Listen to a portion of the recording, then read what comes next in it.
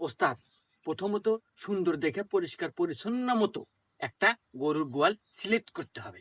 এই দাঁড়া, গরু গোয়াল তো পাছি, আগে দেখি গরু আছে নাকি। ওকে।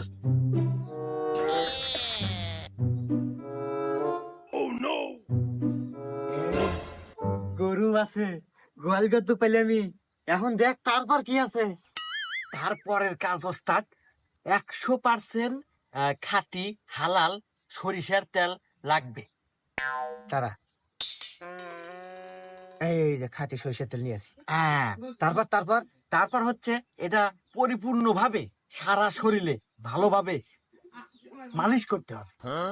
আচ্ছা, মালিশ করবানে। তারপর তারপর তারপর হচ্ছে খুবই সতর্কতার সহিত সেই গোয়ালে প্রবেশ করতে হবে। তারপর তারপর তারপর হচ্ছে ওই আরো সতর্কতার সহিত বলতেছে যে গরুর দড়িটা খুলতে হবে। খুললাম। তারপর তারপর